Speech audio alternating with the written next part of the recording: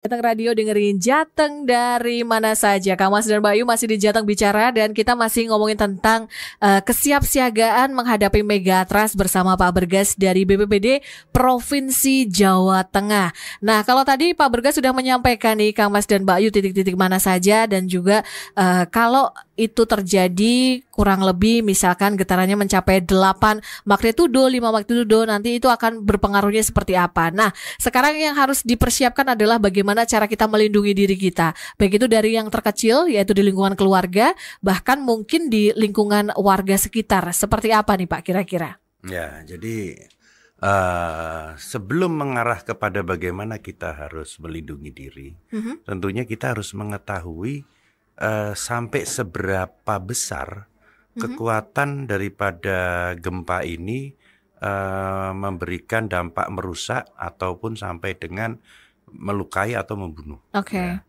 Sebetulnya bencana itu tidak sebelum masuk ke sana bahwa kekuatan gempa itu diskalakan dalam bentuk MMI. MMI ya, oke. Ya, atau kalau besarannya itu dalam bentuk magnitudo atau skala Richter, tapi untuk dampaknya itu dalam bentuk MMI.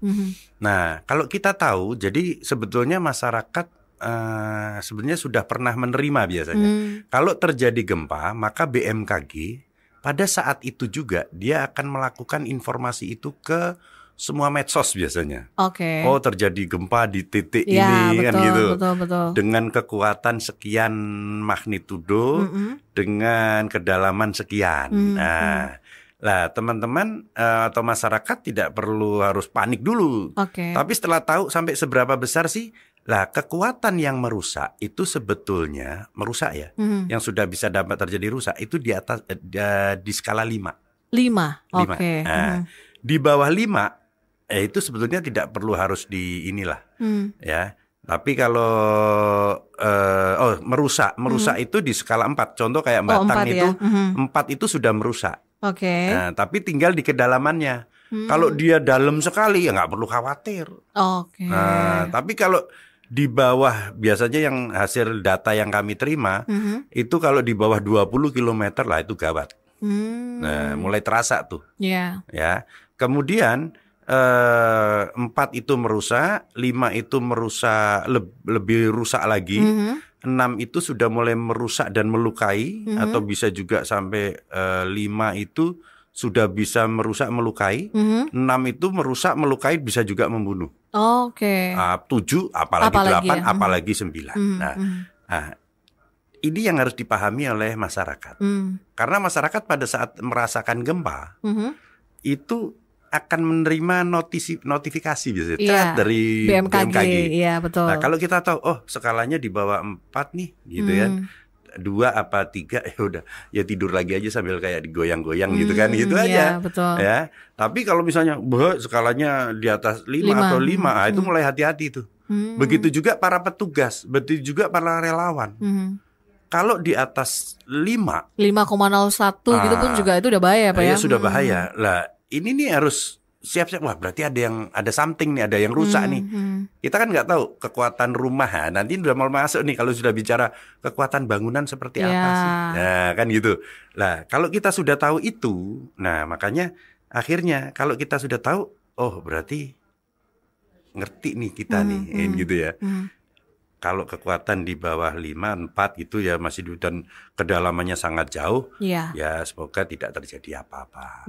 Tapi kalau sudah bunyi 5, mohon maaf, rata-rata kita terjadi ini di skala 5. 5 ya Pak? Ya, rata-rata kita di Jawa Tengah ini di skala 5, tapi yang kisaran di 20 sampai rentang 20 sampai 50 tahun itu di kekuatan 7.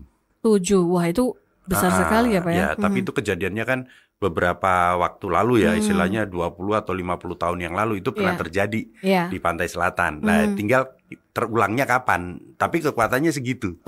Nah, pada saat kekuatan seperti itu, kita ini kan akhirnya kayak diberi waktu sebetulnya. Diberi waktu, kebetulan kami diberi kesempatan untuk berada menyampaikan hal ini. Nah, kita harus mulai berbenah nih. Mulai berbenah bagaimana sih bangunan yang aman. Sebetulnya bencana itu tidak membunuh. Nah, itu yang harus dipahami dulu. Tidak ada bencana itu membunuh. Yang membunuh itu genteng. Ya. Besi, kayu, blandar. Nah, itu tuh yang itu terus dorong-dorongan. Ya. Nah, saling dorong, contoh kayak di kemarin mungkin di Bandung ya. Ya. Di Bandung itu kan sempat terjadi gempa. Itu kan terjadi MD 1 MD dan itu Meninggal anak dunia. sekolah. Ya. Anak sekolah kelas 6 SD. Dan itu apakah karena kejatuhan genteng? Ternyata tidak. Bisa jadi, kita belum dapat konfirmasinya ya. Kalau tidak terjadi karena ketiban genteng atau ketibang benda keras, maka yang terjadi adalah didorong. Ya, panik ya panik, mungkin. Panik didorong terus injek-injekan tuh. Bisa jadi seperti itu. Ya. Nah, itu yang harus kita edukasi ke masyarakat. Jadi pada saat gempa tidak perlu harus panik dulu. Oke, kita rasakan goyangannya ini, kita rasakan. Tapi tentunya kita berada di lokasi yang aman. Di mana lokasi yang aman di dalam rumah? Tentunya satu itu di pintu tuh, di antara apa sih jenenge iki, dempul. Mana sih Pak? Kusen ya. Kusen. Kusen pintu itu ya. Sambil kepala itu dilindungi oleh lengan. Oh, jadi, berarti di atas. Oh, ya. Antara lengan. Sekarang kan gini.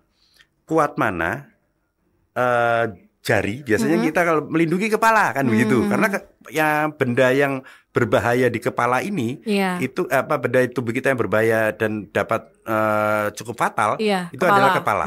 Maka kita biasanya melindunginya pakai jari. Iya, kalau jari mudah sakit ya. Nah, pertanyaannya kuat mana jari sama lengan? Ya. Kalau kuat jari, jelas nggak mungkin, pasti kuat lengan kan, tulangannya lebih gede. Maka cara melindunginya juga beda tuh, harus begini.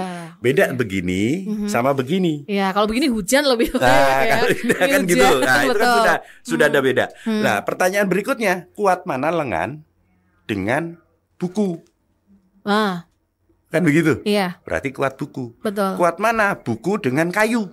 Kayu dong. Artinya di bawah meja lebih kuat, di bawah kursi lebih kuat. Iya. Kan begitu.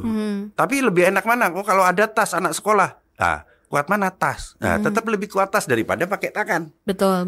Nah, ternyata sebelahnya ada helm. Pakai helmnya aja, kan gitu. Iya. Hal-hal seperti itu yang harus disadari gitu.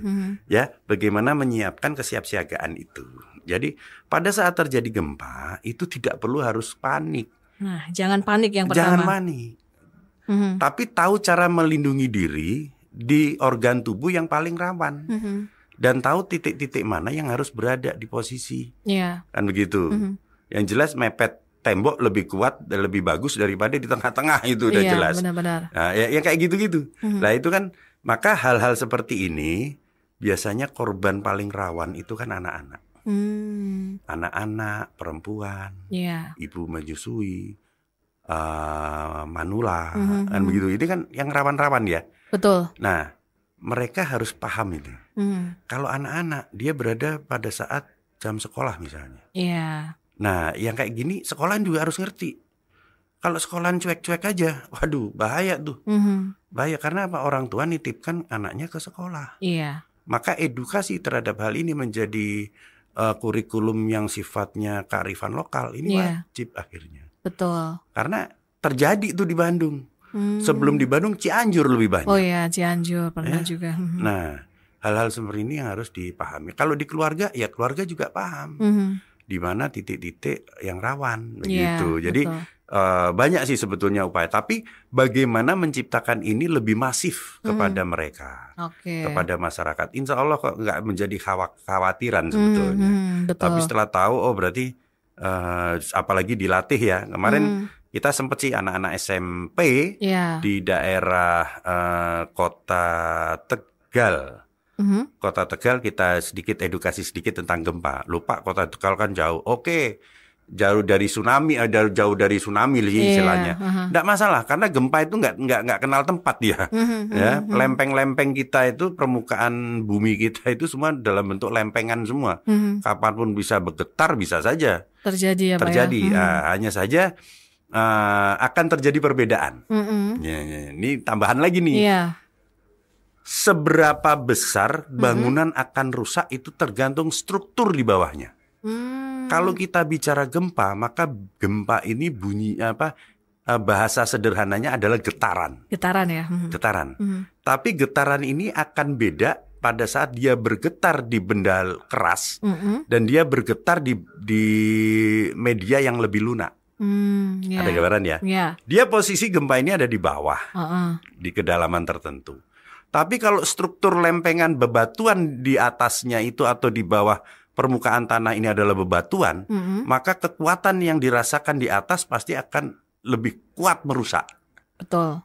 Karena dia keras, struktur getarannya sampai di atas lebih kuat. Beda sama yang di medianya atau permukaan lapisan tanahnya itu lunak. Kalau lunak, ibaratnya dia isinya tidak banyak bebatuan, dia banyaknya pasir, getarannya pun landai kayak digoyang-goyang. Gitu. Bedanya kalau yang di bebatuan, struktur bebatuan dia merusak bangunan, kalau yang di wilayah lunak dia ambles. Nah itu dia. Jadinya likuifaksi. Benar. Itu serem mana Pak itu? Iya sama juga. Makanya begitu. Kan serba salah ya ini kalau begini ya. Tapi bisa bergambaran ya. Benar, bisa.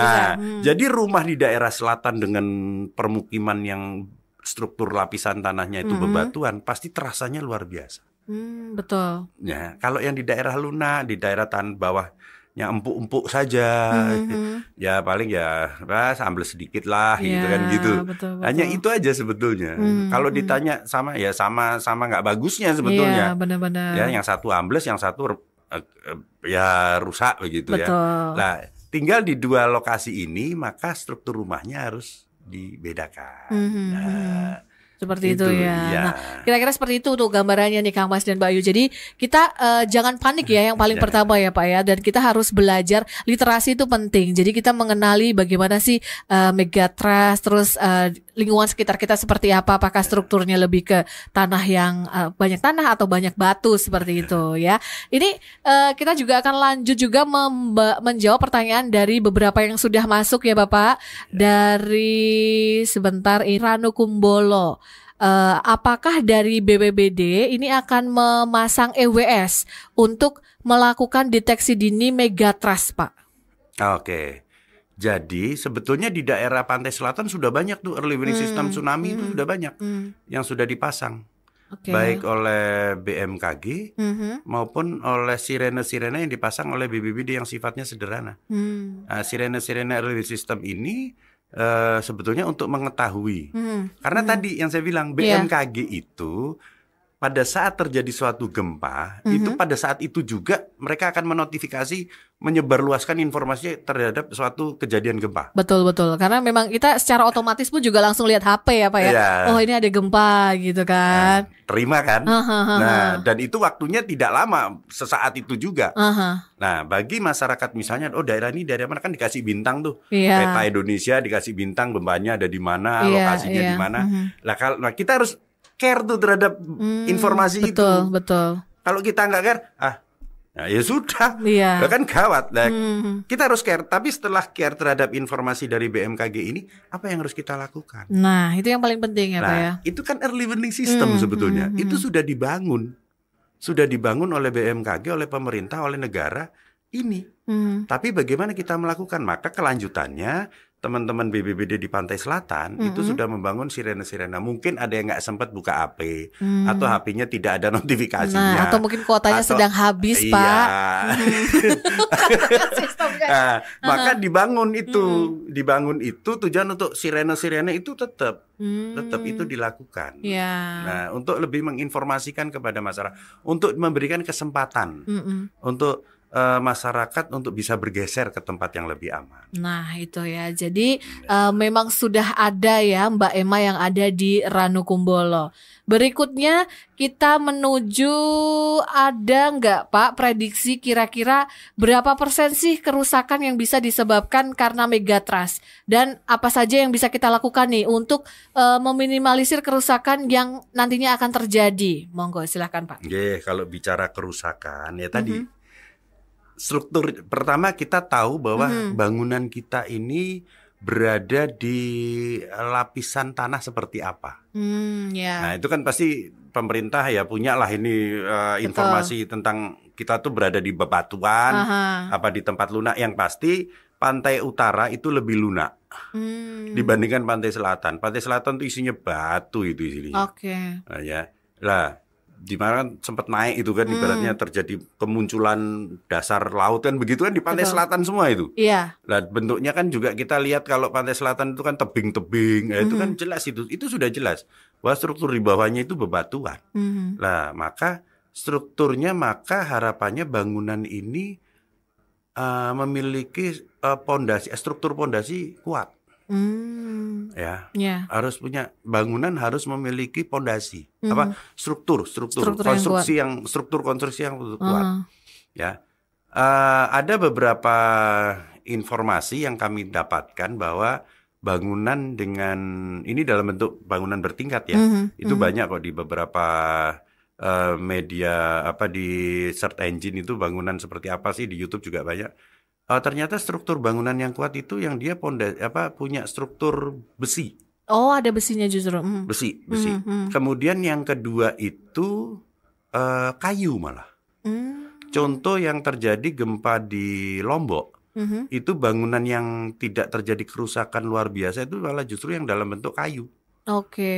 Nah, kemudian yang ketiga itu bangunan dengan struktur beton bertulang yang selama ini kita pakai. Betul. Kalau beton emang kuat ya Pak ya.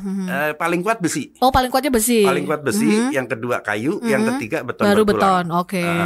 Lah yang selanjutnya itu adalah tanpa struktur, tanpa itu. Jadi cuma nempel brick-brick aja. Nah, begitu juga dinding. Dinding yang dalam bentuk panel itu lebih bagus daripada dinding yang bentuk brick. Brick itu copotan. Oh ya. Dipasang bata itu kan dipasang gitu. Padahal itu sebenarnya sistem itu katanya yang paling cepat gitu ya. Ternyata malah justru berbahaya ya Pak ya. Oke. Sebetulnya bukan berbahaya ya, tapi gimana ya? Kalau copot satu, retak copot gitu terus mempengaruhi struktur lainnya begitu. Beda sama yang bentuk panel. Panel itu kan dia bentuk papan, seperti papan, tapi di dalamnya ada tulangan. Gitu. Jadi tidak lepas, dia tetap terjadi hanya retak saja begitu. Maka kenapa bangunan-bangunan modern lebih banyak yang sifatnya panel. Kan begitu, dengan struktur baja. Nah, struktur baja ini dia punya daya lentur. Beda sama beton bertulang. Beton bertulang tuh kalau sekali lentur dia retak. Betul? Nah, kayu dia punya daya lentur, kayu itu. Kalau baja juga punya daya lentur. Nah, kemudian maka kenapa di Jepang itu di bawahnya itu dijadikan ada kayak stabilizernya. Ini saya ilustrasikan ya. Iya, boleh. Gempa itu kan saya kalau nggak naik turun dia vertikal, dia horizontal. Begini. Nah, pada saat yang kalau dia pakai pondasi ke bawah, dia akan goyangnya begini. Oke. Nah, terjadi patah dong. Iya, betul. Dan yang paling atas pasti kekuatannya pasti lebih kuat. Beda sama yang bawahnya, itu ada pasirnya. Dia tidak nancep ke bawah, tapi dia pasir. Jadi dia geraknya gini. Iya. Ada gambaran ya? Iya, ada. Nah, gerak begini sama gerak begini itu beda. Betul. Nah, gitu. Lah bagaimana kita menciptakan bangunan yang geraknya begini? Itu yang paling ini ya, yang dirasa lebih aman ya Pak ya. Artinya tidak sampai merusak bangunan itu luar biasa. Tapi bisa Pak itu di Indonesia Pak? Harus bisa ya? Ya, secara konsep begitu. Ya, praktek yang dilakukan di negara-negara maju itu. Oke lah, negara maju rata-rata bangunannya tinggi. Bagaimana dengan bangunan yang pendek? Ya, bangunan yang pendek. Kalau bangunan yang pendek, logika saya kurang lebih mirip. Yang penting tadi, satu, bahwa bencana itu tidak membunuh.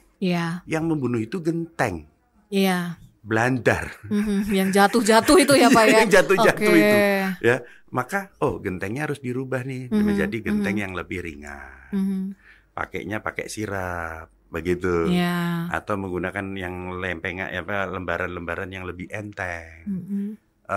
Tidak Eternit ini istilahnya, tutupan Eternit ini tidak beban, tidak berat atau bagaimana. Yang jelas benda-benda yang ada di atas di rumah kita itu tidak sampai bisa melukai atau sampai dengan membunuh begitu.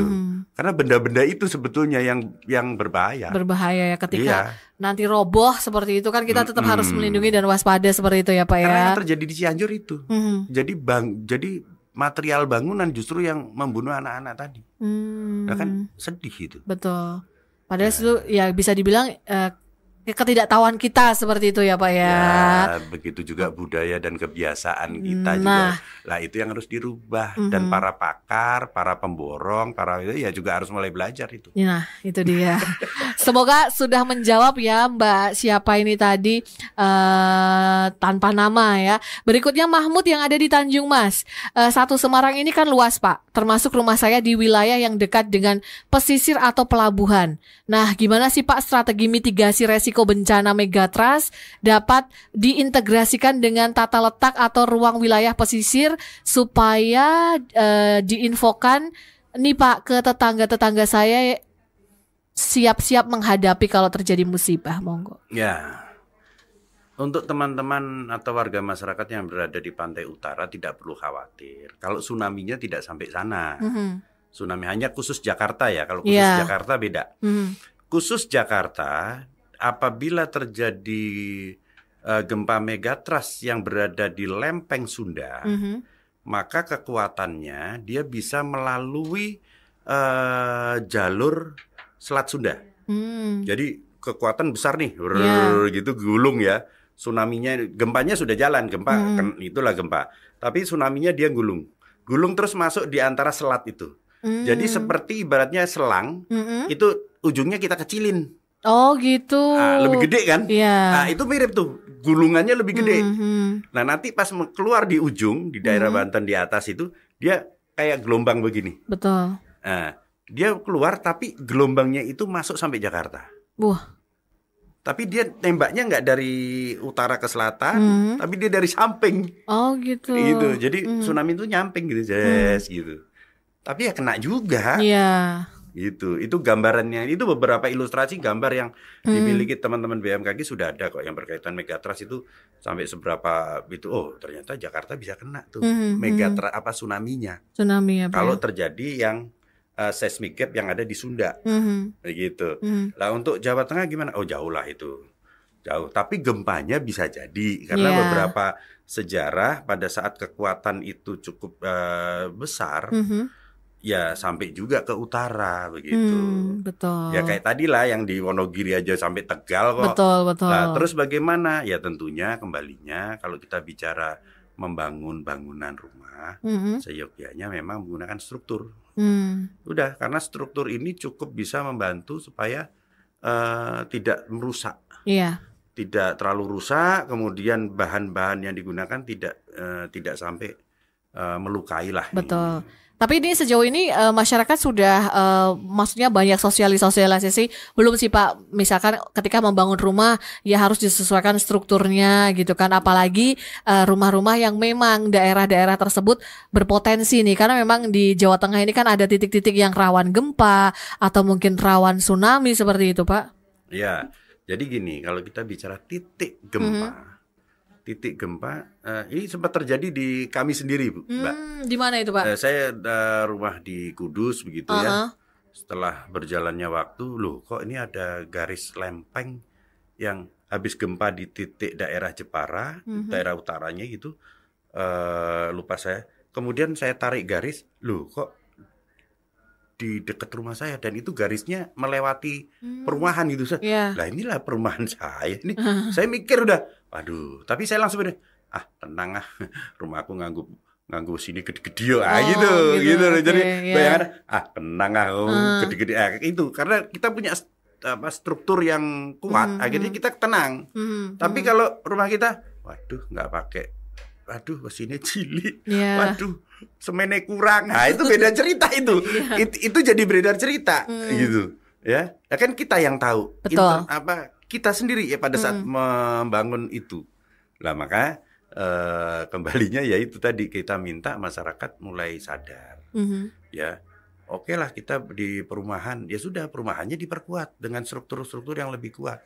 Atau misalnya gentengnya ya sudah jangan pakai genteng yang bisa membahayakan. Nah, gitu. Kalau saya bilang sama teman-teman ya kalau pada saat kita sosialisasi, kira-kira genteng tanah liat sama genteng beton itu Eternit kalsiboard itu kuat nggak nahan dengan ketinggian 2 meter dia nggak jebol sampai di bawah. Kalau masih jebol ya udah bawahnya siapa itu? Kalau bawahnya buah semangka ya kelihatan itu kayak apa itu buah semangkanya. Betul. Ya itu aja karena di ketinggian kalau misalnya rumah itu rata-rata tinggi 3,5 sampai 4 meter, genteng itu lebih tinggi lagi di atas itu. Ya itu aja ya, jatuh ya lumayan ya Pak ya. Iya lumayan. Nah itu dia. Jadi memang harus ya itu tadi kita sendiri yang harus berubah gitu kan. Maksudnya jangan tutup mata juga kalau memang sudah tahu seperti itu ya Pak ya. Oke, nanti kita akan jawab pertanyaan-pertanyaan yang sudah masuk lagi nih. Banyak sekali fansnya Pak Bergas yang harus dijawab nih Kang Mas dan Mbak Yu. Karena ini penting sepertinya Pak. Banyak yang menyimak hari ini dan sepertinya butuh jawaban dari Pak Bergas ini ya. Sudah siap ya Pak ya. Bahkan Pak Bergas ini belum sempat minum ini Kang Mas dan Mbak Yu ya.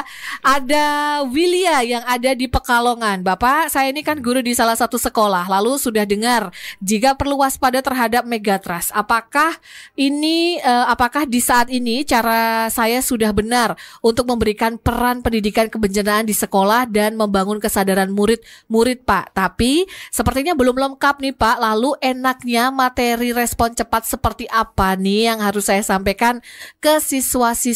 Misalnya tips penting yang harus saya sampaikan mereka, kira-kira yang cocok seperti apa? Monggo, ini Bu Willia di Pekalongan. Ya, jadi khusus untuk guru-guru, bukan khusus sih sebetulnya untuk semuanya ya, semuanya ya, apalagi kepada pendidikan kepada anak-anak. Maka yang saya sampaikan bahwa bencana itu tidak membahayakan sebetulnya kalau kita kenali bencana itu. Tapi kalau kita nggak kenal, apalagi tidak peduli, tidak ingin tahu, ya bahaya itu. Bahaya, bener bahaya. Betul. Maka apa sih yang kita mulai untuk pengenalan di sekolah? Sebetulnya secara umum kita kenali dulu ancamannya. Ancamannya apa? Kalau kita kenal ancamannya, tentu kita bisa dapat itu. Apa yang harus kita lakukan? Minimal dengan niat untuk mengetahui saja, itu sudah lebih bagus daripada yang tidak ingin tahu, apalagi pasrah. Ya, itu nggak beda jauh ya kayak kita punya penyakit lah, udah terlanjur kita nggak tahu, nggak pengen tahu, nggak perlu di lab lah ya. Nanti kalau ketahuan takut gitu ya. Itu kalau udah terjadi ya sudah tersebar kan begitu toh. Nah, itu kan salah itu. Betul. Nah, mestinya kita ketahui, maka di lab lah ya apa. Sama. Bencana juga begitu. Bagaimana kita mengenali ancaman? Ancaman terhadap suatu jenis bencananya. Oh, di sekolah itu berada di ketinggian. Oh, sekolah itu berada di dataran rendah. Oh, sekolah itu di sebelah tanggul. Maka bagaimana sih upaya-upaya untuk melakukan mitigasi terhadap itu? Maka sempat itu ada di daerah Temanggung ya. Sempat di atasnya tinggi sekali terkena longsor. Tembok itu pagar tembok sudah ambruk, sudah sebagian dinding sudah kena. Terus saya ditanya, Pak ini apa kita harus? Oh jangan, biar ruang kelas itu dijadikan barrier, jadikan penahan. Tapi jangan dibuat ruang kelas untuk belajar mengajar, harus di belakang itu. Itu, jadi harus ada penahannya. Nah itu kan harus belajar itu. Kalau nggak belajar kita nggak bisa, nggak tahu. Bangun aja pokoknya, kan gitu. Tahunya pokoknya ada luasan kurang luas, tebingnya dikepras. Nah itu ya bukannya nggak boleh, tapi kita harus tahu ancaman yang akan ada terjadi. Gitu. Nah maka pemahaman akan lingkungan itu menjadi penting. Lingkungan kita ini berbahayanya bagaimana. Terus mulai berpikir merencanakan apa sih yang harus dilakukan pada saat itu terjadi. Tidak perlu harus muluk-muluk lah. Upaya merencanakan pengurangan resiko itu sudah bagus. Masalah nanti ada pengembangan, karena ingin tahu, itu nanti berkembang tuh. Ya, jadi tidak perlu khawatir. Yang penting selama kita diberi waktu. Ini kan kita masih diberi waktu nih. Betul. Nah, karena mau kita diberi waktu, kita harus sadar. Maka sadar bencana menjadi penting tuh. Betul. Sadar bencana, memahami ancamannya, bagaimana cara melakukannya, antisipasinya, mitigasinya. kalau kita care jadi itu. Tapi kalau kita nggak care, ya seperti penyakit tadi. Betul. Nah itu aja sebetulnya. Jadi nggak perlu khawatir mau dari tataran mana, mau di kelas mana, mau di guru mana, mau di sekolah mana, mau di kelompok komunitas apa, sama. Yang penting perhatian, sadar. Tapi kalau menganggap bencana adalah sebuah takdir, beda cerita. Iya. Nah, kan begitu ya. Iya, betul. Yang penting kita berusaha dulu seperti itu ya Pak ya. Apa yang kita bisa. Nah, berikutnya dari Jimin yang ada di Gaharu, mendengar paparan Bapak soal upaya-upaya tanggap bencana ini, nampaknya banyak yang harus dibenahi. Ini adalah proses yang sangat panjang, apalagi di negara kita katanya. Rada pesimis, bisa niru Jepang, butuh revolusi besar-besaran katanya. Monggo silakan. Saya kira kok tidak ya. Selama kita masyarakat itu sadar akan bencana, tentunya akhirnya kita mau belajar. Ya, itu nggak beda jauh tuh. Maka tidak beda jauh pada saat di zaman tahun 70-an kita naik sepeda motor itu nggak mau pakai helm. Berjalannya waktu karena agak dipaksa dikit. Ya, akhirnya keluar kalau nggak pakai helm nggak enak juga, kan gitu. Ya, mirip-mirip lah. Apakah itu butuh waktu lama? Saya kira kok enggak. Tinggal butuh kesadaran kita. Semua mensupport untuk menuju ke sana karena penanganan bencana itu bukan urusan pemerintah saja. Iya, betul. Apalagi BPBD tapi urusan bareng-bareng nih. Nah, kan begitu. Jadi tidak perlu harus pesimis. Orang contoh-contoh sudah banyak kok. Tinggal kita mau mengikuti atau tidak. Tapi kalau kita mencoba mempertahankan budaya atau mempertahankan kebiasaan atau nilai-nilai yang tidak pas, ya kita harus sudah mulai menyesuaikan. Nggak tabu juga menyesuaikan. Misalnya genteng udah nggak harus pakai tanah liat lah, baru sudah mulai pakai lembaran-lembaran, kan nggak apa-apa. Iya. Kan begitu. Betul. Itu jadi, aja. Perubahan juga dimulai dari kita ini ya Pak ya, ikut membantu seperti itu.